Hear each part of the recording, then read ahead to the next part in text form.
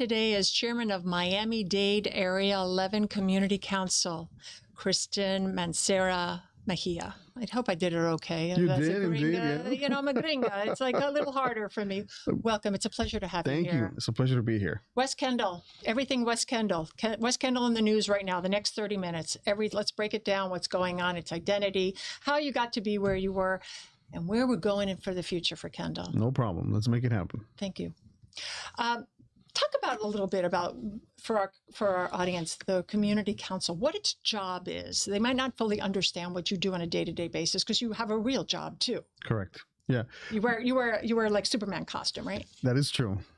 Almost Superman and Bruce Wayne, but it's all good. Okay. All right. I like that. That's good because it's very important to be really the ability to pivot and to move and to deal with your community and wear so many hats. So tell us the role that you perform as this, and this is your second rodeo. True. The importance of the community council, it plays a great role in areas that are not incorporated into Miami-Dade County. As everybody knows, we have about 34 municipalities in Miami-Dade County. We have 13 districts, being District 11 one of those that is not incorporated, meaning that we have no municipality. We have a commissioner and we have the community council. And those community councils were built primarily to have a direct communication with the community where the community wanted to be heard. And that's why they were created. And especially in areas where we have Area 11 or District 11, District 10, District 8, areas that are not incorporated, they serve a great purpose because people are able to go to these community council hearings and they're able to say, hey, I don't want this, developing project to happen because I, go out with my children every day at the park. There's a lot of dust that will come from this construction. And sometimes these are genuine concerns, but sometimes it takes just to generate that representation, to have the community there present, the developer, and other aspects where we not only make decisions that do input the community, but also the advisory role that we have when it comes down to advising commissioners, especially in those areas that are not incorporated, about things that have to do with traffic, security, also how the community is being developed, things that do happen that commissioners do manage because they do manage the resources of the area. But it's very important the role the community council plays, and most people are not aware that we exist, especially because most people are more concerned about national politics, president, Congress. But those guys at the community council and the commissioners are the ones that really impact our community. So the community council is very important, especially in areas like Area 11 or District 11. And it's interesting that you should say that because, yes, we want to know about the politics that's going on nationally, but where we live, our background, our backyards are really what affects our day-to-day life. It's getting in and out of our city or a community that really motivates and really affects us most. And what's that like to have people that are in the community, their participation? How important is that for what you're doing? Well, I've always been like a promoter of community first values. That means that people should have the ability to communicate with their local representatives, starting with the community council. People should be aware who is their local representative and also who is their commissioner. This allows people to be more involved in the decision-making process. And let's just set up an example. You have a home that you bought for, let's say, $500,000 or $1 million in our community. And then there's an open lot next to it. And then one day to the next, someone decides to sell that lot. And then there's a development that will come.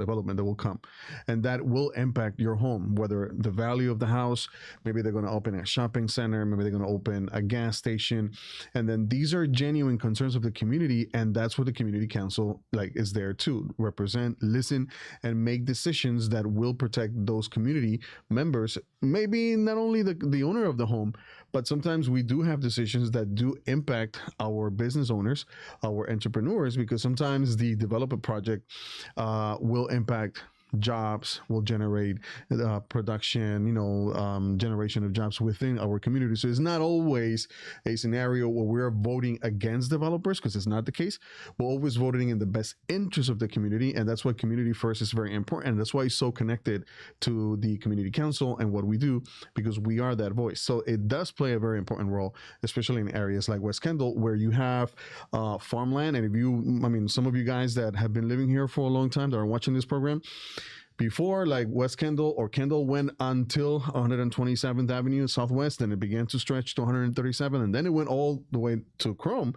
and the farmlands are being pushed and pushed and pushed, and it is a developing area, and we see that. But we also have to take care of the environment. We also have to take care of our green areas, parks. So it's a challenge because we do want to develop Miami-Dade County.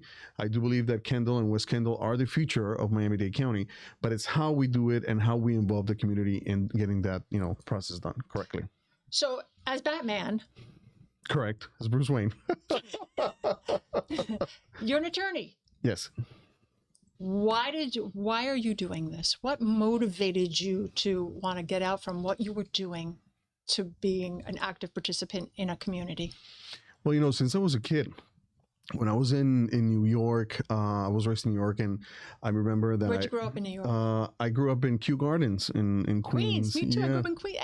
Hey, you see? Yay. And then I lived in Long Island for a while, but I ran back then for school president, and I've always had that vocation of service, like being happy serving, getting involved. And I was always the guy in school that my peers would say, "Hey, let Chris do it," because he's always like helping. I wasn't an annoying student, but I was always involved in activities.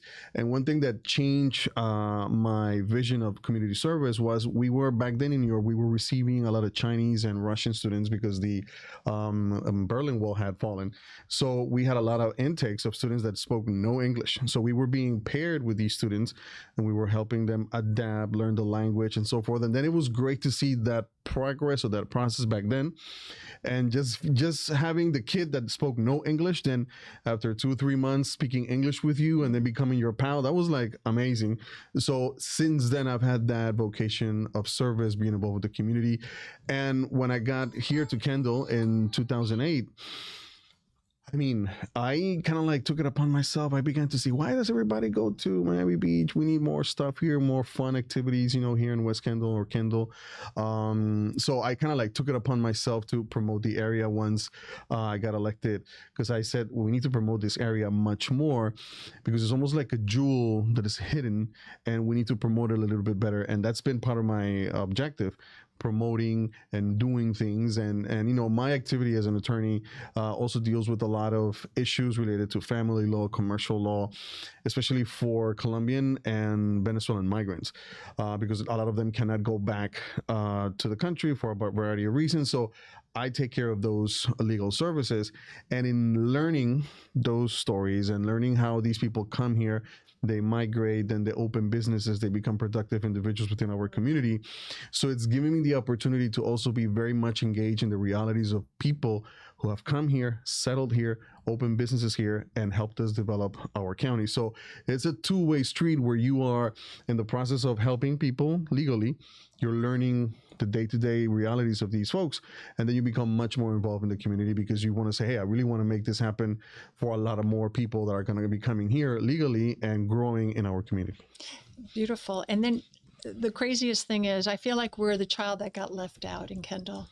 Incorporated here, incorporated there. Correct. Incorporated everywhere you go. And then it's, what happened? What happened when we could have incorporated in Kendall and all these other cities did? Tell me, we'll take it from there because it's your story. First of all, our area provides a lot of income in terms of taxes to our county. So I think that in the end, there was a lot of hesitation from peers at the county to make the final decision to go forward with the incorporation, because they understood that most of these taxes or money from taxes would be staying in the area. So it is a challenge to convince not only the community, but also peers at the Miami-Dade County Commission that this is something that would benefit Miami-Dade County and not the opposite. And we see it. Like, you can pay attention to some of the roads, some of the challenges, for example, that even Commissioner Gonzalez has faced, because like you come and you see a district that probably was abandoned for a long time. There were other priorities, and changing the face of the district, improving parks, which I would love to do in the future, like in making possible, for example, for our young talent in Kendall and West Kendall to have some type of, rotunda or place where they can go, have concerts, invite the community. Hey, we're going to have a community concert, I don't know, in Westwood Lakes Community Park. There's space there to build like a theater or community center that hosts like a, that type of scenario. But it hasn't been done because those priorities have not been set. And I think that should be a priority for the county, that if we're not going to be incorporated, at least we should be able to have those areas where our community feels like, hey, it's Friday night. Let's go to the local park. There's an activity there. Let's go chill. Let's have some fun. And then you invite the community, and then the community begins to feel more that sense of belonging, because you're not just sleeping at home.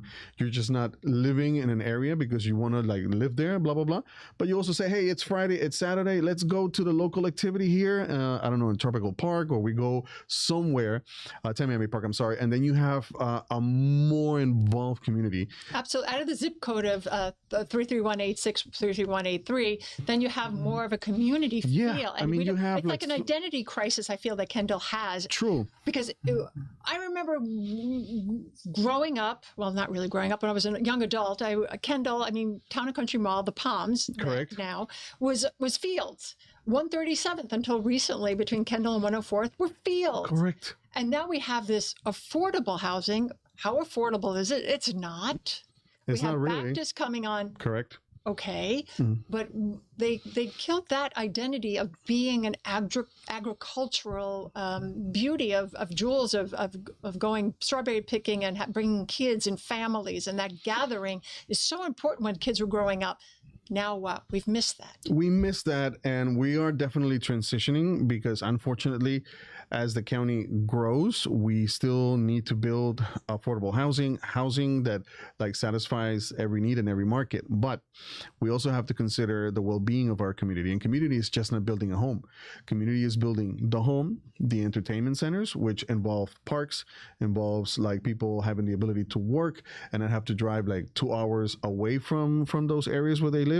And that would be beneficial. So if you're not going to facilitate the scenario for incorporation, then there has to be a plan in play that involves not only the commissioner or the community council of that area, but involves all the other commissioners. Because one of the challenges that we have in Miami-Dade County is that the other commissioners, they're not involved in West Kendall or Kendall. They don't know the realities of our, community. So sometimes it's difficult to sell the idea, hey, we need to build the expansion, for example, of 836.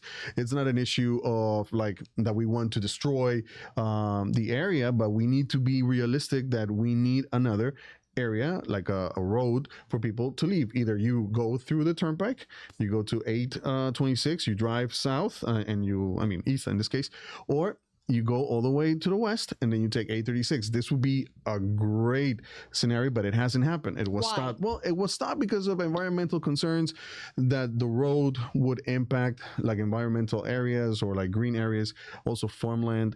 But I think that is something that should be pushed, responsibly, have the discussions, talk to the community and see how that would benefit, because then that would bring more development to areas like West Kendall, and people would not see it as if, oh, we're going to have a party at Kendall. We're going to have a meeting in Kendall, but it's too far. Oh, traffic.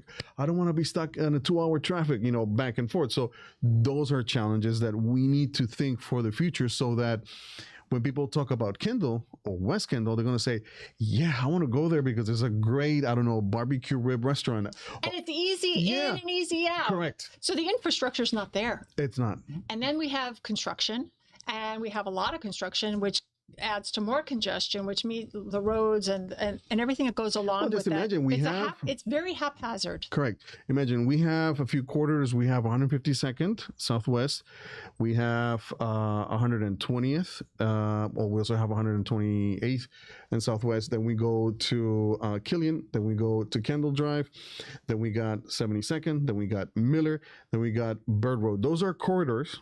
But unfortunately, the real exit corridors is Kendall Drive, and then you have 152nd, because the other ones are impacted by school zones. So they're really not corridors. They're only corridors when the school zones are not, in place. So those are challenges that we face, because when we have so many people living in these areas and they want to go and work, there's no way to get out. You only have to use the same congested roads that we have, and there's no like vision to either make them better or have a different corridor. And that's where we need to have better planning so that people actually are more focused in saying, hey, I want to go to Kendall because there's options there. Like we want to develop that area, but we haven't had that vision, unfortunately. What happens on your end?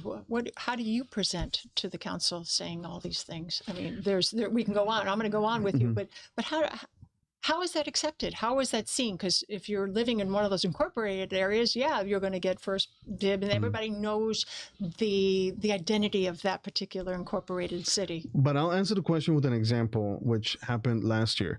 We brought delegation from Colombia, from Cali. We brought the governor with a bunch of businesses from the touristic sector, food industry, because I wanted to connect them with our local businesses. And then initially the idea, I said, well, we don't have a place that we can hold the event, because we really don't. We have libraries, but not big enough to have this type of setting. And then someone suggested, well, let's do it in Doral. I said, yeah, but Doral is not West Kendall, and I want to promote West Kendall, so it's really not an option. So we finally found Miami-Dade College, and the Miami-Dade College in Kendall. We had a great scenario there. Still, some people complained that people always complain. Yeah. You know that people always complain. But they were complaining about that it was all the way down in Kendall. And somebody asked me, why would you do it there? I said, well, because it's right there. You just take the Turnpike or Killian, and you take 874, and you can leave. It was a great way to do the event. But what I took from that event was that most of these people that came had no idea West Kendall existed, or they were, and where is Kendall? And what is West Kendall? And I was able to do the job of explaining, hey, we have a bunch of people here. We have a lot of businesses that will benefit from this relationship. And we had a really good turnout of people. But my priority has been that precisely, to promote West Kendall and Kendall. But obviously, I am not the commissioner of the area. But that doesn't mean that we cannot still do the job, which is promoting the area and making sure that people begin to say, West Kendall, Kendall. And then you begin to bombard people with that name over and over and over until people say, well, let's go and see what this guy is talking about. And this is really what the objective has been, like making sure that people, for my role at the community council, that's my role. Direct representation, making sure the community is heard, but also making sure that local businesses and entrepreneurs are seen, and maybe they can connect. And that's my role. Nobody's gonna do it, but I have taken it upon myself to really showcase Kendall and West Kendall. Tell me about some of the important businesses. Who's in Kendall that you? Well, we have such a cultural diversity. Yeah, but we have like restaurants that are like nightclubs at night that have really good entertainment options. We have Argentinian steakhouses. We have Italian restaurants. We have great pizza in West Kendall, by the way, and great restaurants that offer great pizza. We also have like karate, all kinds of martial arts schools in our area, especially around 157th Avenue with Kendall Drive. We have a bunch of things that people can do. Barbecue places. We have a very good one in 124th and Kendall Drive, if I'm not mistaken, where the Kendall Pavilion is at. You name it. And you have burger places around Miami Airport. You have, all kinds of options. And then we cannot forget to mention that we have an airport. And by the way, I do commend Commissioner Gonzalez that he has shed light on that airport, because it's a huge resource and it's completely, it is used, but why not pay attention to that? That's my point. You see, you can have a concert right out there. Yeah. You can do so many things, but the thing is that it's not prioritized, because we're always thinking, let's go to Miami Beach, and it's okay. I'm not complaining about it. I'm just saying we also have options in West Kendall and Kendall that would definitely bring revenue and money to the county. So it's just a way, open your eyes, open your horizon, and we can do a lot of things also here in West Dade. Getting back into fire rescue, emergency response, how is Kendall dealing with this increased density of population, and are they able to meet the needs that might be going on Well, I am during these sure that the sheriff's office and the fire department, they're working, to make sure that those needs are met.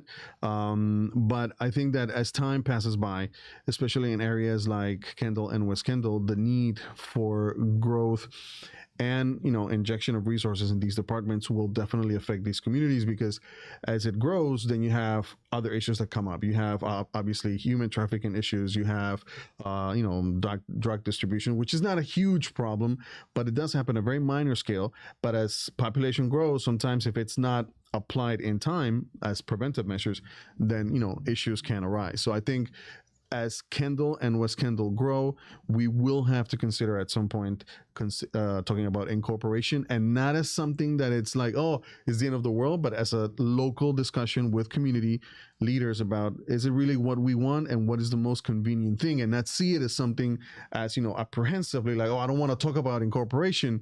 Because when we had Commissioner Zapata, this was an initiative that was set forth. It was almost approved. FIU did the study that, West End was a possibility, and unfortunately it did not go through because then Commissioner Martinez, killed that idea. And, people have different visions, but I do believe that the community has to have the ability to meet, socialize the topic, understand the data. I mean, the data will definitely tell us if it's really viable or not. I'm a really data guy. So if the data tells us that we should do it because the numbers are there, then why not? It will benefit the community. Where we are right now between us girls. Do you think it's a good time to incorporate? Where do you stand on that? I believe that, and I when I ran for commissioner in 2020, I was firm on the fact that we should think about incorporation, but I always thought not as an imposition of my individual vision for Kendall or West Kendall. In this case, West Kendall, it was more my vision that we should involve the community in having an open discussion as to whether we should continue with that West End project, finalize it, socialize it, and put it to a vote. Have the community vote on it. If the community feels like it's the right time, let's do it. But I do believe the numbers in terms of density and how things are growing out west, we should at some point have that conversation in the future, years to come. And on 120th, there's a preserve there that's been allotted, and you can't touch that. You can't go north and south. You can go north and south, but you can't touch. This is where the Catholic Church is. With the 137th. Correct. Right, not too far from Tamiami. Correct. Here we are, Calusa. It's been in the news. It's been up for discussion. It's been up and down. Where are we now on this? Well, Calusa, this is District 7, Raquel Regalado's district. They have had their own discussions, their own issues related to that. Unfortunately, that item never went before the community council because it's a item that was dealt by the county commission. But I do believe that, as I mentioned before, in the same case of incorporation, you have to involve the community in those conversations. And, it's not about being against development or being against developers, building a condominium that will not only generate jobs, but also bring, more housing to the community. It's how you do it, how you actually hear those concerns, and eventually, okay, so if we're going to build, what is the option to resolve the issue for these folks that live in that community to come in and to come out?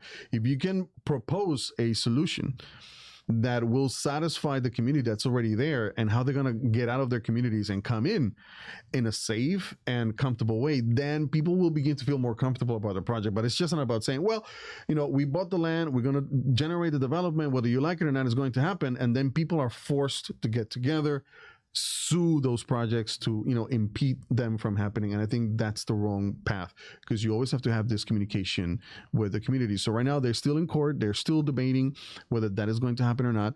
But at the end of the day, it's there. My personal opinion, community involvement, it's different from just, saying, hey, what do you think? No, what do you think? What's the information that you have? Why is it that you really don't want it? I always tell the community when we meet at the community council, why is it that you don't want the project to go up? Oh, I just don't want it. No. You have to give me a reason that it's based on fact, on numbers, data that supports that claim. And then when people really understand what's at stake, that it's just not you saying, I don't want this to happen. I don't want it to happen because it will impact me this way, and I want a different resolution. And then the county can get involved and other leaders can get involved. But Calusa is a complicated topic. because you Yeah. have, a community that's been there for a while. This area is also a reserve. It affects so many aspects of community life. So it's just not saying, well, we're going to build it anyway. So it's more complex than And that. then the golf course closed long ago, so there we go. We have more. What are we going to do with this land, kind of thing? Let's do something. Correct. Let's pivot.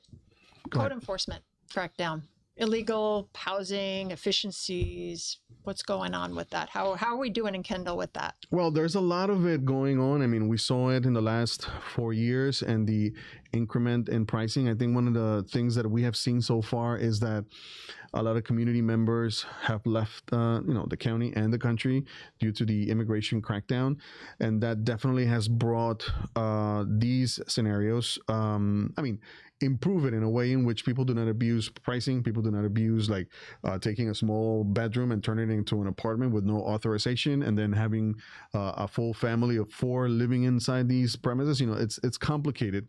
I think the county has done a lot to prevent that from happening, but still the enforcement is complicated when you have a homeowner who doesn't go through the process. And I should remind those homeowners that if and so one day happens that the county finds out that you're doing that without authorization, it can mean that you can lose your home if you are, sued, or, you have to face damages because you have either affected someone that is living there, you have made changes to the home that you were not supposed to make, and it's a whole drama. So I would suggest people to go through the right process. Be kind. Yeah. Be kind to each other. True, but also not to abuse pricing. Because I saw a small, room that a few years would cost like $500, costing $1,500 from one day to the next. Obviously, we had an intake of almost 400,000 people that came during the last administration. So I understand that this was a challenge, but then there was no oversight also in protecting people from that spike in pricing, which I think was an abuse that was committed during that time and still going on in some areas. Do we have overdevelopment? Are we right about now? Can we use more? Well, I think that in area 11, West Kendall, Yes, that's what we're talking. eventually we will have to consider viewing the area not just as a farmland, not just as a place to sleep and then wake up early in the morning and go to work. We will have to make an understanding that the county will be developing and how we're going to approach those challenges, because it is moving west. And as we move west, we do have to consider how we're going to develop the areas. And we cannot, eradicate the farmland. We cannot eradicate green areas that, support our, health and environment. But at the same time, we cannot stop development from happening. So I think the view has to change. We have to be more open-minded. We have to involve all the factors, environmental concerns, also the community doesn't want areas to be overdeveloped, but at the same time, we also need to develop certain areas within West Kendall. For example, we don't have office buildings that can provide, if you have an attorney, you have a doctor that wants to rent a suite, and we don't have those options. We have very few buildings that offer that. We have a section around the Miami airport that offers warehouses, but that's not really Small. fitting for every single need. And so what is it that people do? They go to Coral Gables. And there's an We don't have airport it. right there. Yeah. They can, from out of town, they can go fly right into Correct. Miami Airport. So there's a lot of options to develop West Kendall. We just have to look at it from a different Got it. perspective. And schools, how are they doing now that we're developing new places to live for folks? And Well, that has to be a priority still. There's a lot of great schools in West Kendall. People are happy with these schools, but more funding is needed also, that we are able to keep these areas the way they are, so that schools don't get out of control and that people have to take their children from the public school into the private sector, which I have nothing against. But then we cannot allow schools that have been around for a while to go down simply because we're just not providing the right funding, or that people are moving from the public sector to the private, charter schools, which is, like I said, I have nothing against that, but we do have to protect, access to public education. Superman, how do we get the community involved? What are the next steps that people that are watching today, that are living in West Kendall, that want to do something, that they're motivated by our interview today, and they want to see change and to be a positive force? Well, the for first thing I think I would realize is that you have to understand who's your commissioner, who are your community council board members. Talk to them, engage them, meet with them, have conversations about the feeling that you have about the community, because it's not only the commissioner that plays a role, because like he or she, they are at a level of the county that sometimes they may not have the time to really connect with the community. That's why community councils exist. And if you're able to connect with these local leaders, then you're able to be more involved. And the more involved you become, then you have a say in what's going to be happening. Like, it's not something that we should forget. And I know that we sometimes have 2 jobs, 3 jobs, and it's difficult to keep pace, with all the changes, but that's the point. Community representation, local representation means that you have to be there, making sure with the oversight, community oversight, what's going on? Why is this going to be built? I don't feel happy. Having the conversation. There's a lot of development that is going on in that Kendall Drive area, especially out west of Kendall Drive, and people are concerned because there are not options in those areas. You only got Chrome. If it's not Chrome, it's the Turnpike.